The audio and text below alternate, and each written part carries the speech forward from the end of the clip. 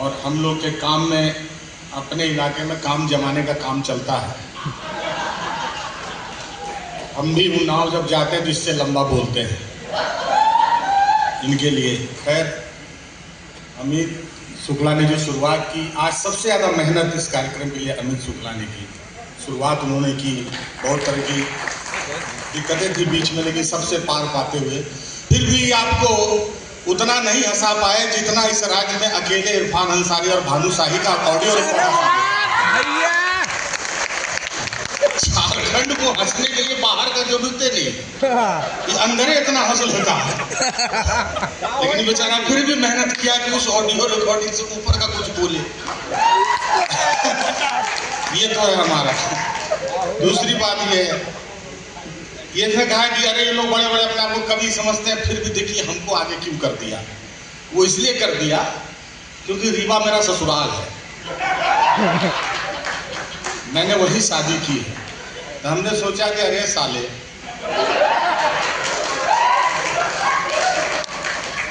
जब आप आए हैं यहाँ तो कम से कम यहाँ तो आगे रहिए। तो ये हमारा प्यार था झारखंड का कि इनको सबसे पहले सुनवाया गया। इनके यहाँ जो व्हाइट टाइगर था वो हम ले आए हैं झारखंड, अब वहाँ यही बचे हैं। लेकिन एक बार अमित शुक्ला जी के लिए इससे तालियां बजाइए, क्योंकि आप अभी देख रहे हैं कॉमेडी के नाम पर पूरे देश में विमर्श चल रहा है कि क्या बिना स्त्रियों पर टिप्पणी किए, बिना जाति धर्म पर टिप्पणी किए, बिना कोई ऐसी बात कहे जो समाज को असहज करे, क्या आप लोगों को हंसाने का मादा रखते हैं, हुनर रखते हैं, कौशल रखते हैं? तो आज दैनिक जागरण के मंच पर वो संभव हुआ है, इसलिए अमित शुक्ला जी के लिए आपको तालियां बजानी चाहिए। जिस तरह का माइक है, इस चुनाव का माइक रखा है, इस तरह का माइक इलेक्शन में काम आता है, जिसमें नेता बोले कुछ सुनाई पड़े कुछ। ये उसका एक्सपर्ट है। इसको लगा कि 10 आदमी जुट रहा है तो कोई प्रोग्राम होगा पॉलिटिकली, उस तरह का माइक लाया है। ये लोग कह रहा था कि करंट लग रहा है, करंट तो खत्म हो गया है झारखंड का, कहाँ लग रहा है? करंट तो पहले था, अब स्पार्क कम हो गया है। अब हम लोग कोशिश करेंगे कि स्पार्क आए। तो ये जो है कि वो वाला माइक है, लेकिन इस माइक में भी जिस तरह से मेरी बहन जिससे ने आप लोगों को गीत सुनाया, और जिस सलीके से आपने गीत सुना है कि ऐसे श्रोता होने के लिए मैं आपका साधुवाद देना चाहता हूँ। गीत को आपने उस सलीके से सुना जिस तरह से सुनना चाहिए।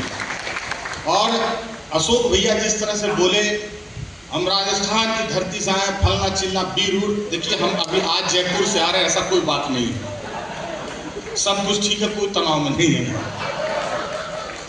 जयपुर रहते हैं, सब सामान्य। आज जब इन्होंने कहा कि मैं राजस्थान की धरती से आया हूं तो आपने जोरदार ताली बजाई। झारखंड, मैं यही इस देश से कहता हूं कि यही उदारता हिंदुस्तान के हर राज्य में रहे कि जब कोई झारखंडी बिहारी बोले तो मराठी भी उठकर ताली बजाए। क्यों नहीं बजाता है? क्यों नहीं बजाता है? यही तो कहने की बात कहने के लिए साहित्य यहाँ पर खड़ा हुआ है। हमने किसी का कॉलर पकड़ के उसको नहीं कहा कि तुम खोरठा बोलो नहीं तो पैर तोड़ देंगे। हमने किसी से नहीं कहा कि तुम जो है कि उराव में बोलो, तुम जो है कि संथाली में बोलो, या तुम अंगिका में बोलो, तुम भोजपुरी में बोलो, नहीं तो तुम्हारे पांव तोड़ देंगे। यही उदारता हम देश से चाहते हैं कि जहां पर ज्ञान तो पहुंच चुका है लेकिन दृष्टि नहीं पहुंची है। विश्वविद्यालय की दीवारें आपको ज्ञान दे रही है लेकिन दृष्टि खुला आसमान देगा। और खुला आसमान कौन देगा? जिसके हिस्से में सबसे ज्यादा जंगल आएगा। क्या बात? और झारखंड के हिस्से में वो जंगल है। मैं अक्सर कहता हूं कि जंगल, आप सोचिए कि सभ्यता ने कितनी बड़ी बाजीगरी हमारे साथ की, कितना बड़ा चीट किया। हम जब नहाते नहीं हैं या कुछ बदमाशी करते हैं तो हमारे पूर्वज हमको बोलते रहे कि जंगली है। जंगल की सभ्यता के आगे शहरी सभ्यता बौनी है। मैं इस बात का प्रमाण अभी दे रहा हूं आपको। इतिहास कहता है, नया इतिहास कहता है कि सभ्यताएं शहरी नगरों में लिखी गई, लेकिन नहीं, मनुष्य पहली बार प्रशिक्षित हुआ तो जंगलों में आकर हुआ। उसने साग के पेड़ को जब खड़े देखा, सखुआ के पेड़ को, तो उसने सीखा कि किस तरह से अडिग खड़ा रहना है, किस तरह से टिके रहना है।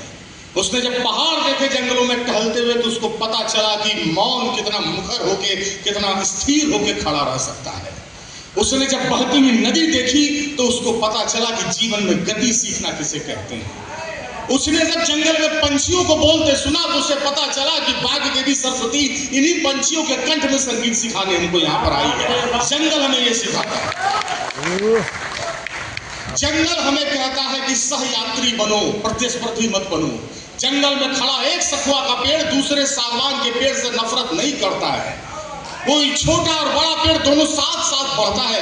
अपनी उम्र होती है, अपना हरापन होता है, अपनी जड़ें होती हैं, अपनी शाखाएं होती हैं, अपने पत्ते होते हैं। वो एक दूसरे से लड़ते नहीं है। जंगल में आपने कभी किसी कबूतर को बाज होने के लिए लड़ाई लड़ते हुए नहीं देखा होगा। आपने जंगल में कभी किसी पलाश को गुलाब होने के लिए मारामारी करते हुए नहीं देखा होगा। आपने नहीं देखा होगा कि कभी बहती हुई कोई नदी हड़बड़ाहट में समंदर होने के जिद में आगे निकल जाए। नदी अपना मीठापन नहीं खोती है। वो कहती है कि हम समुद्र की तरह हुंकार नहीं भरेंगे, हम नदी की तरह कल-कल गाएंगे, मीठे स्वर में गाएंगे। जंगल हमें ये सब सिखाता है। याद रखना विद्यार्थियों, एक लाइन दे रहा हूं, अगर कभी किसी एग्जाम में बैठो तो तुम लिखना कि जंगल दुनिया का पहला विश्वविद्यालय था जिसने मनुष्य को सभ्य बनाया।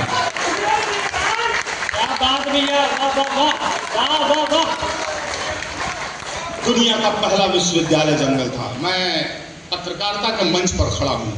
बहुत अच्छा लगता है जब पत्रकारिता के मंचों पर जब मुद्दे उठाए जाते हैं, क्योंकि आयोजनों में ऐसा होता है कि प्राइवेट आयोजन में आयोजक कभी चढ़ाने की पुर्जा आने लगता है। देखिएगा माननीय विधायक फलना पार्टी के हैं, देखिएगा फलना महापौर फलना पार्टी के हैं, लेकिन कम से कम पत्रकारिता में वो भी मैं टीवी पत्रकारिता, ये मुर्गा लड़ाई की जो पत्रकारिता है, जो रोज सुबह मुर्गे लड़ा रहा है अपने चैनल पे, जो रोज सुबह आपको चरस बांटने के लिए आता है, उसके सामने अगर पत्रकारिता की आखिरी उम्मीद बची हुई है तो कलम से लिखी जाने वाली अखबारी पत्रकारिता के पास बची हुई है। यह बात याद रखिएगा आप, क्योंकि अखबार सुबह सुबह आपको पागल हाथी नहीं बनाता है। मैंने आज तक किसी व्यक्ति को हाथ में अखबार लेके उन्मादी होते हुए मुट्ठी लगा के नारा लगाते हुए नहीं देखा है, क्योंकि अखबार आपको बार बार पढ़ने का अभ्यास देता है। और जब आप बार बार पढ़ोगे, ठहर के पढ़ोगे, तो आप सोचने की शक्ति विकसित करोगे, और जैसे सोचोगे तब आप लॉजिकल बनोगे, तार्किक बनोगे। इसलिए मैं कहता हूँ कि अखबार, हम अपने तैयारी के दौरान हम लोग पापा कहते थे कि संपादकीय पढ़ो। आप बताइए कि अखबार आपका शब्दकोश है, भाषाई विस्तार है। अखबार नागरिकता की आखिरी उम्मीद है, इसलिए अखबार को बचाइए। अखबार को इसलिए मत बचाइए कि स्पॉन्सरशिप से अखबार चलेगा और कविता का कोई कार्यक्रम होगा। अखबार किसी भी नागरिक सभ्यता के सुबह का पहला प्रार्थना पत्र है। मंदिर की घंटी बजने से पहले अखबार फेंक के चला जाता है अखबार वाला आपके दरवाजे पर। पहली दस्तक दुनिया की प्रार्थना की अखबार आपके दरवाजे पर करता है, उसको बचाइए। ये बात मैं इसलिए भी कह रहा हूँ, तो अभी नीट की बात उठाई इन्होंने। मैं नीट पेपर लीक पर नहीं लिखता, मैं लिखूंगा भी नहीं। मैं उस देश में नीट पेपर लीक पर क्यों लिखूंगा जिस देश में प्रश्न पत्र पहुंचाने के लिए हवाई जहाज का सहारा लिया जा रहा हो। सोचिए कि 14 फरवरी 2019 को अगर उन 40 जवानों को पहुंचाने के लिए हवाई जहाज का सहारा लिया गया होता तो हम 40 शहीदों को आज जिंदा पाते सीमा पर लड़ते हुए। लेकिन हिंदुस्तान में प्रश्न पत्र सवाल उठाने के लिए हवाई जहाज लगाना पड़ रहा है, तो उत्तर उठाने का कलेजा कहां से आएगा किसी सत्ता के पास? जो सवाल उठाने के लिए वायुसेना लगा दे वो उत्तर कहां से देगी आपको? सवाल ये भी होता है। इसलिए याद रखिए, आप जो युवा जिस तरह से मुट्ठियां बांध के उछल रहे हैं या झूम रहे हैं, अपनी इस झूमने की शक्ति को तर्क की शक्ति में बदलिए। और मैं इसलिए कहता हूं कि विश्वविद्यालय का दीवार आपको ज्ञान देगा, लेकिन खुला आसमान आपको दृष्टि देगा, और खुले आसमान की गुंजाइश आपको साहित्य देगा, कविता देगी। यही संस्कृति आपको सोचने की शक्ति देते हुए बचाए रखेगी। मैं एक गीत से शुरुआत करता हूँ।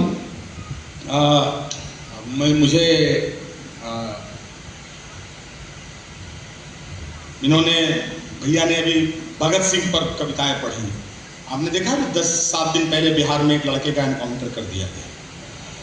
जो लोग थोड़ा बहुत भी जान रहे हैं, वो जवनिया गांव जो है आरा जिला में, जहाँ पर अभी बाढ़ से पूरा गांव बर्बाद हो गया था। मैंने कुछ वीडियो देखे, वो थोड़ा सनकी लड़का, मूडी लड़का जरूर था, लेकिन उसके मुद्दे यही थे कि जवनिया गांव में जाएं और निर्वासितों के लिए मिट्टी भराव का काम हो रहा है कि नहीं, इससे प्रशासन से लड़ना झगड़ना।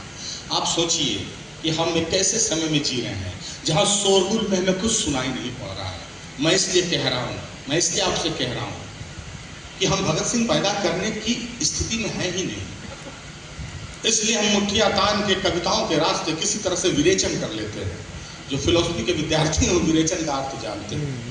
तो हम जो जिस कैथारसिस को जी रहे हैं उसको जमीन पर उतारने के लिए एक बार कलम को रीढ़ बन के खड़ा होना होगा समाज में।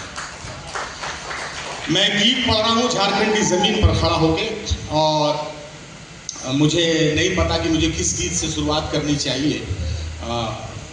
मंचों पर तो हम लोग रोज मदारीगिरी करते हैं, रोज हम लोग ताबीज बेचते हैं, वहां पर आवरा गडावरा दिखा के, अररिया सांप दिखाए, बाड़ू दिखाए, घोड़ पछाड़ा दिखा रहे तो खरीस रखते हैं इधर साइड में, उसी को दिखा के ताबीज बेचना होता है हम लोगों को, है ना।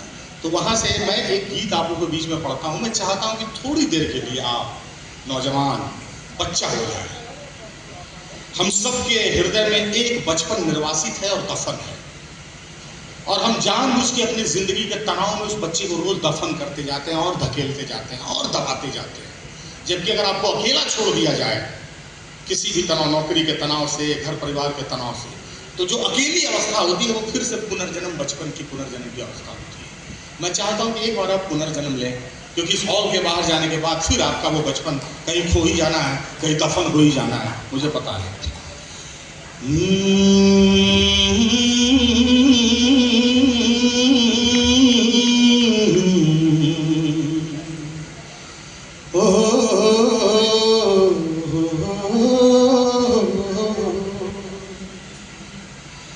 और तुम ही सुना रहे ना बाबू, मैं तो कविता में हो नहीं है, सब चेक कर लेना।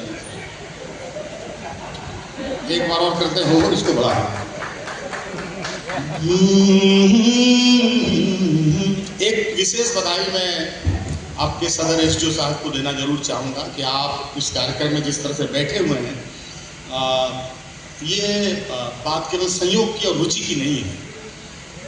आपका बैठना रुचि का मसला हो सकता है कि आपकी कविता में रुचि हो, लेकिन उससे ज़्यादा जैसा समय है जहाँ पर हम गेस्ट के नाम पर, पहली पंक्ति के गेस्ट के नाम पर देखते हैं, देखें ना 7 आदमी स्पॉन्सर पहले एक बार लाइट बुझा उठ के चल गया, चलिए हो अभी सब मोमबत्ती जला देगा। एक दो को हुरकुच रहा था कि इस बार दैनिक जागरण डांसर नहीं लाया है। तो ऐसी स्थिति में आपका यहाँ बैठना आपकी रुचि से ज्यादा जिम्मेदारी का भी मसला है। और शहर अगर एक ऐसे जिम्मेदार अधिकारी को पा रहा है जो अपने शहर के साथ बैठा हुआ है पहली पंक्ति पर रात के 11 बजे अपने परिवार के साथ, तो ये मसला आपकी रुचि से ज्यादा जिम्मेदारी का है। क्योंकि हम सब जानते हैं कि यूट्यूब पर दुनिया भर की तमाम चीजें हैं जो सुनी जा सकती हैं। तो अब जो भी साहित्य के लिए लोग आते हैं ना, वो प्रोत्साहन लेने आ रहे हैं। हम इस भ्रम में कतई नहीं है कि आप सुनने को आते हैं। मैं तो यही मानता हूँ कि इस तरह से जिलाए रखिएगा, ये उम्मीद, ये भरोसा, ये हौसला आप देते रहिएगा। साहित्य को इसकी बहुत ज़रूरत है, और साहित्य की ज़रूरत आपको भी है। एक दूसरों का पूरक है हम, इसलिए इसको बचाए रखना जरूरी है। तो आपका सर यहाँ बैठे रहना। पिछली पंक्ति आप अभी भी देख लीजिए उदाहरण, पिछली पंक्ति हमेशा इस देश में ऊर्जावान रही है। चाहे वो पिछले पंक्ति के लोग, आप इसको अभिधा में भी समझिएगा, रंजना में भी समझिएगा, हमेशा पिछली पंक्ति के लोग इस देश में मुट्ठी बांध के आगे रहे हैं कि देश के लिए रहना है, करना है। समस्या हमेशा पहली पंक्ति से है कि हम जिसको भरोसा करके पहली पंक्ति पर बिठाते हैं वही कुर्ता झाड़ के निकल लेता है। अभी पिछले साल हम धनबाद में थे, तो एक दो विधायक जी बैठे थे। पता नहीं पिछले साल कौन पार्टी वाला जीता, तो उतना हम राजनीति समझते नहीं हैं। हम तो साधारण कुर्ता पहने हैं, स्वयं ने बताया। तो मैया योजना में इतने हो सकता है,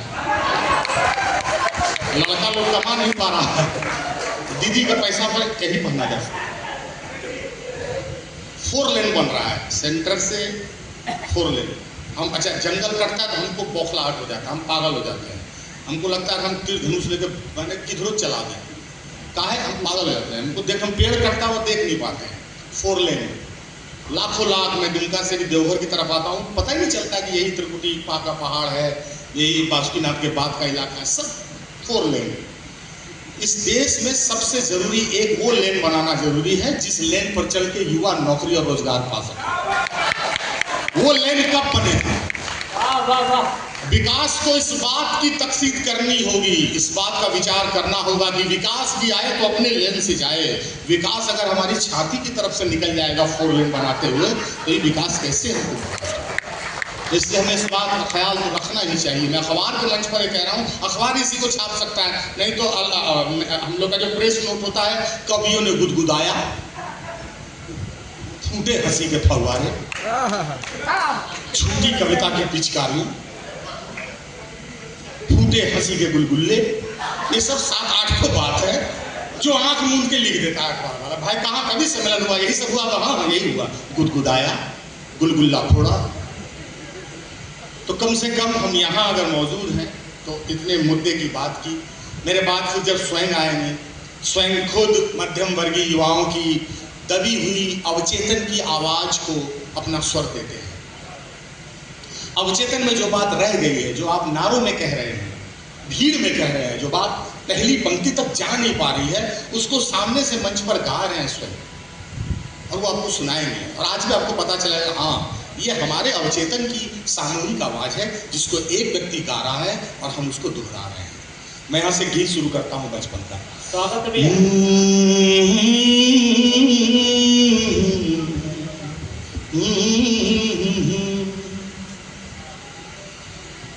अरे कहाँ गया है मेरा दिन वो सलूना रे,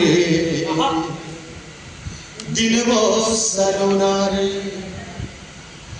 अरे कहाँ गया है मेरा दिन वो सलूना रे, दिन वो सलूना रे। कि हाथों में था मेरे माटी का खिलौना रे, कि हाथों में था मेरे माटी का खिलौना रे। वही मेरा चांदी था, वही मेरा सोना रे। अरे कहाँ गया है मेरा दिन वो सलोना रे, दिन वो सलोना रे। पीछे कविताओं को अपनी हथेलियों में, अपनी नरम हथेलियों पर रख के सहेजने वाले आप युवाओं, आपको मैं इसलिए धन्यवाद देता हूँ क्योंकि जिस भी संस्कृति में युवा अपनी विरासत को नहीं संभालता है वहां सभ्यताएं बूढ़ी हो जाती हैं, वहां सभ्यताएं बूढ़ी हो जाती हैं। इसलिए जरूरी है कि समाज का युवा जब तक अपनी विरासत को अपने हथेलियों में सहेज के नहीं रखेगा, और जो वही बेंटन दौड़ है, जो रिले दौड़ है कि हम ये विरासत फिर अपनी अगली पीढ़ी को सहेजने के लिए दे के रख पाते हैं या नहीं तो हम अक्सर संस्कृति और विरासत को बुजुर्गों की कहानियां समझ लेते हैं। जो हमारा भविष्य बनने वाला है उसको हम इतिहास की कहानियां समझ लेते हैं। इतिहास एक गोदाम है और उस गोदाम में अच्छा भी रखा हुआ है, बुरा भी रखा हुआ है। शिक्षा का विजडम ये तय करता है कि हमको उससे क्या पिक करना है, अच्छा उठाना है या खराब उठाना है, ये हमको तय करना है। मैं धर्म पर कविताएं नहीं लिख पाता हूँ, मैंने आज तक राम जी पर एक कविता नहीं लिखी, लेकिन जो भी लिखा राम जी की कृपा से लिखा। मैंने आज तक, मैं देशभक्ति पर नहीं लिख पाता हूँ, लिखता तो हूँ लेकिन बता नहीं पाता हूँ कि ये देशभक्ति की कविता है, क्योंकि लोग बताते हैं, जो स्थूल लोग, कि देशभक्ति का मतलब सीमा है। नहीं, राष्ट्र वो भी है जो स्कूल जाने वाला एक बच्चा खड़ा है कि स्कूल हमको जाना है, हमको मौका क्यों नहीं लग रहा है। राष्ट्र वो भी है जब किसान छोटा नागपुर के पठार पर खड़ा होकर बादलों को देखते हुए उससे ये संदेश से सवाल कर रहा है कि इस साल मानसून में बरसोगे या आंख मिचौली खेल के फिर निकल जाओगे, वो भी राष्ट्र है। अब उस पर जब कविता लिखूंगा तो लोग कहेगा किसान को लिख रहा है। हमको तो हिंदी साहित्य के बड़े बड़े सुरमा जो है मेरा बाइकआउट कर रहे हैं कि ये गांव को ले आता है हर चीज में, ये गांव को हम लोग पर आरोपित कर रहा है। हमको अच्छा लगता है कि डरने लगे हैं लोग, बहुत अच्छा लगता है, क्योंकि जब तक सड़क हमारे गांव आई हम लोग पांव में छाले लिए पगडंडी पकड़ के तब तक शहर पहुंच चुके थे और अपना काम वहां कर चुके थे। सड़कें तो अब आ रही हैं गांव में, अब जाने के लिए कौन बचा है? किसको ले जाओगे? जब हमें जाना था तो हमारे पास सड़कें नहीं थी, तो नौजवानों ने, हमारी पिछली पीढ़ी ने पगडंडी पकड़ा, कंकड़ का रास्ता पकड़ा, नदी पार किया, जंगल पार किया, लटक के झटक के, पीछे लटक के, ट्रेन के ऊपर चढ़ के, बोगी में घुस के, जनरल डब्बा में कचा के कुचा के, और पहुंचे जहां जहां मंजिल तक पहुंचना था। तब सड़कें 4 लेन नहीं आई थी हमारे दरवाजे तक। आज जब हमारे दरवाजे पर 4 लेन है तो जाने वाले लोग गांव में नहीं बचे हैं, गांव वीरान हो गया। किसके लिए लाए? तो जब किसके लिए लाए हो ना, तो जब सवाल पूछेंगे तो कहेगा कॉर्पोरेट का विरोधी गमछा वाला। पूरी जिंदगी पूंजीवाद, मार्क्सवाद, समाजवाद पढ़ते रहे हम लोग। मैं ज्यादा इसलिए बोल रहा हूं क्योंकि कविताएं तो मैं दुनिया के किसी भी मंच पर सुना दूंगा, नगद लेके चले आऊंगा। यहाँ तो पेमेंट भी 3 महीना बाद मिलता है, लेकिन अखबार का मंच और ऐसे युवा फिर कहां ढूंढ के लाऊंगा जहां मैं ऐसी बातें कह पाऊंगा।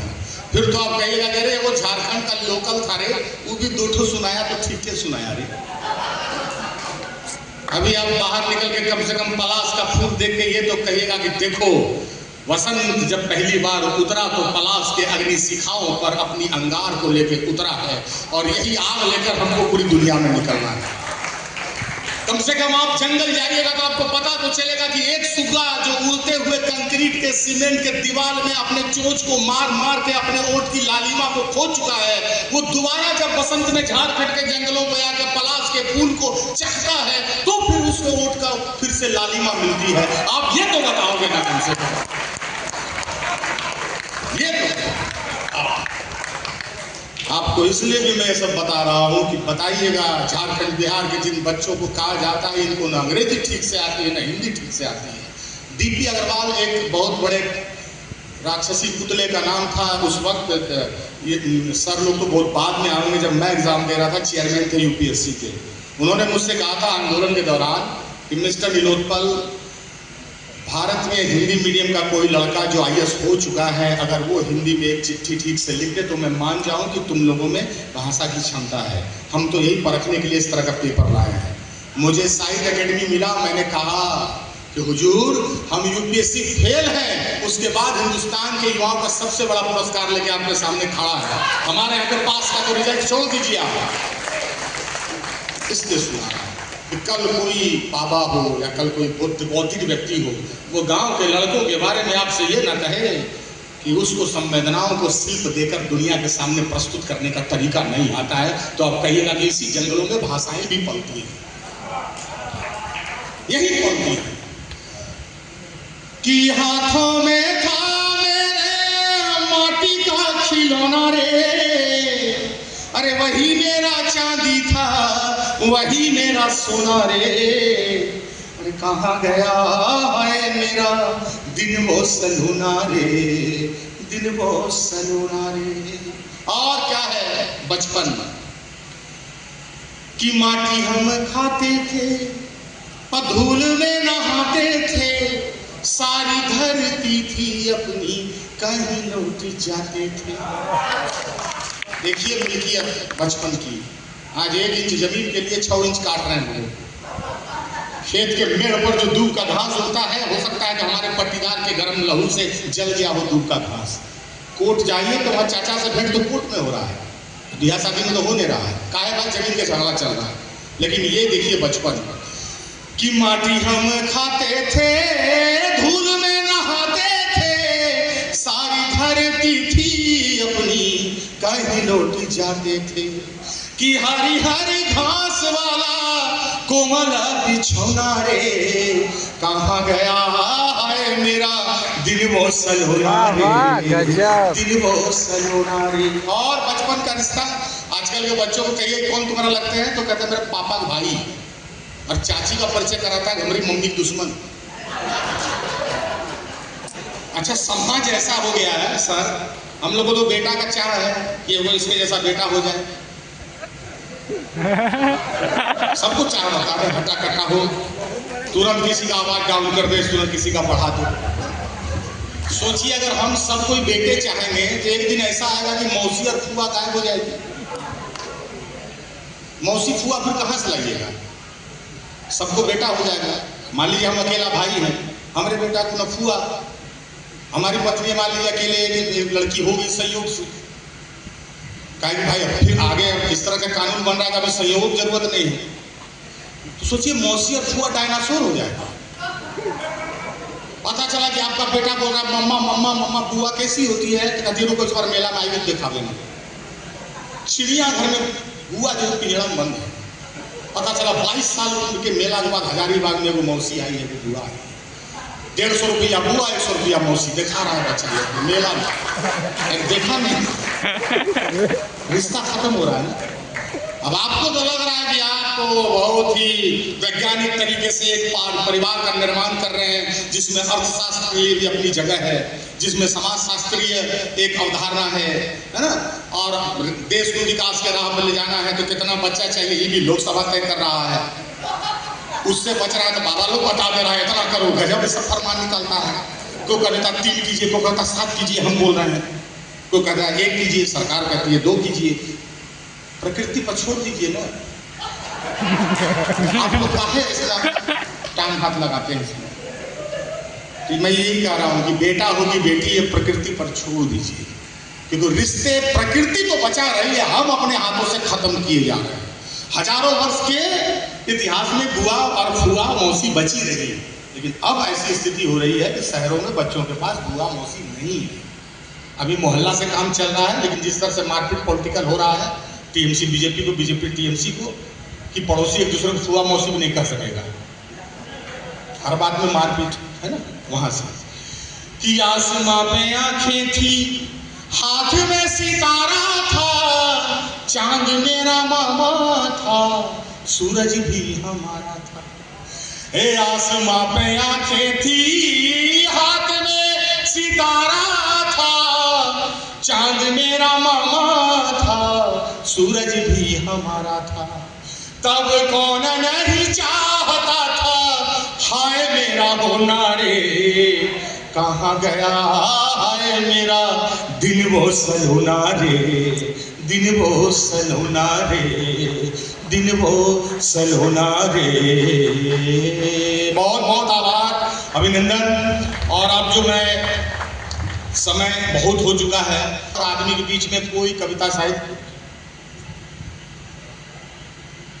मैं स्वयं श्रीवास्तव जी को आवाज देने जा रहा हूँ। उसके पहले इन्होंने कागज में इतना लिख के ला के दिया है, इतना बढ़िया से एक पुर्जा। इन्होंने एक मेरा एक कविता है माँ पर, और मैं अक्सर उसको मंच पर नहीं सुनाता हूँ, क्योंकि वही भी आपको बताया कि मदारीगिरी के मंच पर अब हम लोग को ना पशु मेला में सर सुनाना पड़ता है। जैसे सोनीपुर के मेला में भी कवि सम्मेलन है। अब आप सोचिए कि पशु मेला में कवि सम्मेलन चल रहा, सामने मौत का कुआं है, इधर शोभा थिएटर चल रहा है, इधर सामने मुर्रा, भैंस, जमुना परी, बकरी, ये सब बैठ के पौरा रहे हैं। ऑडियंस कुर्सी पर कम बैठा, भैंस पर ज्यादा बैठा, दांत देने की जगह बीड़ी पी रहा है। कोई कविता बढ़िया लगता है तो मौत के कुआं वाला मोटरसाइकिल का गलवाता है, डर लगता है मंच पर नहीं आ जाए। उस स्थिति में कविता कैसा सुनाएंगे बताइए। उस स्थिति में श्रृंगार को सुनाया जाए, माँ को सुनाया जाए, रिश्तों को सुनाया जाए, तो कौन सुन रहा है। ठोठा चीर के वीर रस का कवि बुलाना पड़ता है। अशोक भैया तो पाकिस्तान को नहीं कुछ बोले। अगर दैनिक जागरण में सच्चा वीर रस का कवि आता तो एक शहर आज पाकिस्तान का यहाँ से भी खत्म होता। वीर रस का कवि है, उसको जितना रुपया का रेड बुल पिलाइएगा उतना दूर कब्जा करके दिखा देगा 20 मिनट। यही सब होता है कि ऐसी तालियां बजाइए कि लाहौर को पता चले। अच्छा, ऑडियंस भी कितना काबिल है, बजाने लगता है कि लाहौर तक पहुंच जाएगा। ऐसा ऐसा बात बोलेगा, मैंने लहू से ये कविता लिखी है, आप तालियों से बता दीजिएगा। भावुक कर देता है। लोग सोचता चलो यार अगर पाकिस्तान ताली से खत्म हो जाता तो कर देते हैं। वीर रस का कवि लोग ऐसा माहौल बना दिया है कि लगता है अगला विश्व की डायरी से किया गया। 4 पंक्ति रख के पीछे हट गए, फिर 4 पंक्ति रख के पीछे हट गए। एक बार लखनऊ में हम वीर रस के एक मंच पर थे भैया, तो वहां पर 4 वीर रस का कवि था, एगो हम आदमी फंस गए। अब हम करें क्या, हमारा ट्रेन रात को, तो हम एगो चाचा उठे वीर रस लेकर। हम कहे चाचा क्या कीजिए, कहा कि मुझे पढ़ने तो मुझे अभी मैं गर्म हो गया है मेरा लहू, हम कहे आप ठंडा पीजिए। हमको चाचा को लस्सी दीजिए भाई, 1:30 बजे रात को गर्म हो गए हैं, कहीं दूसरे देश पर न गिरा दें, पाकिस्तान मुझे निशाने पर है कि नहीं है, कहीं बांग्लादेश पर, लेकिन वहां से शेख हसीना से रिश्ता ठीक था। अब स्थिति ये है, हम कहें चाचा हमको पढ़ने दीजिए, कहा नहीं मैं पढ़ूंगा। हम कहे चाचा अभी 1:30 बज रहा है, पूरा पाकिस्तान सोया होगा, कायर वाला काम मत कीजिए आप। सुबह जब 7 बजे लौटा लेकर पूरा रावलपिंडी निकलेगा सड़क पर दतवन करते हुए बबूल का, तो होटल के छत पर चढ़ जाइएगा, 4-4 पंक्ति फेंक दीजिएगा, खत्म हो जाएगा काम। सुबह सुबह का न्यूज रहेगा तो आ भी जाएगा दोपहर तक ब्रेकिंग न्यूज में, रात को 1:30 बजे सब पत्रकार लोग भी सोया होगा। आप इसे मत कीजिए, पुराना हो जाएगा खबर। क्योंकि वीर रस के कवि के साथ प्रॉब्लम ये होता है कि आपको पहले 7 देश का खून साफ करना होता है मंच पर। आप इसीलिए अशोक चारण जी के लिए तालियां बजाइए, अभी रुक जाइए, अभी बजाइए, इसलिए बजाइए क्योंकि लोगों ने ये बता दिया है वीर रस के नाम पर कि देशभक्ति का मतलब पाकिस्तान को गाली देना होता है। देशभक्ति का मतलब अपने देश के हित में सवाल और मुद्दे उठाना होता है, जिसको अशोक चारण जी ने आपको उठा के सुनाया। ये है ओजस्विता, ये है वीर रस। और ये राजस्थान से आए हैं। राजस्थान के बारे में मैं अक्सर कहता हूँ, वहाँ पानी क्यों कम बरसा। एक बार बादल से पूछा गया कि राजस्थान की धरा पर तुम बरसते क्यों नहीं हो, तो बादल ने कहा कि हम बरसना तो चाहते हैं, लेकिन जैसे राजस्थान की धरा के पास पहुंचते हैं और जब उसके रेत उसकी मिट्टी को देखते हैं तो सोचते हैं कि जिस धरा ने शौर्य का, अपने वीरों का इतना लहू से रक्ताभिषेक किया है, उसमें मैं पानी कैसे मिला दूं, इस शर्म से हम उसमें नहीं बरस पाते हैं। तो वहां से आकर अगर अशोक चारण जी ने आपको वीरता ओजस्विता की कविता सुनाई, उस क्राफ्ट के लिए एक बार जोरदार तालियां आप लोग बजाएं। नहीं तो वीर रस के कवि जानते हैं, देखो बात आप बोल के बुलाएंगे आप स्वयं। इन लोग साइंस वाइंस पढ़ाने होता है, इन लोग पढ़ाई में होता है। इसको आप ऑन रिकॉर्ड छाप लीजिए कि नीलोत्पल मृणाल ने कहा कि भारत में वीर रस का कवि नहीं पढ़ा होता है। ये लोग सेना का ऐसा रिकॉर्ड देगा जो जनरल को नहीं पता है। उस रात जब इतने सैनिक, अब सेना बोलता है हम लोग किस रात कितनी सैनिक, इसको कैसे पता है? इतना गुप्त सब बात को प्रकट करेगा मंच पर। उसके बाद ये लोग जितना खाया रहेगा उतना ताकत से बोल देगा हमारे सीमा पर -876 डिग्री पर जो सैनिक खड़े हैं। अब लद्दाख से बर्फ चलता है, अपने बर्फीनी बोलता चलो सखी जरा मिल के आए। वहां हजारीबाग मंच पर चढ़ा, फुल पैंट खींच रहा कवि का। कवि कहता कौन होगा? हम बर्फ है हुजूर। क्या हुआ? इतना भी ठंडा नहीं होता है हम लोग, जितना मन उतना ठंडा कर।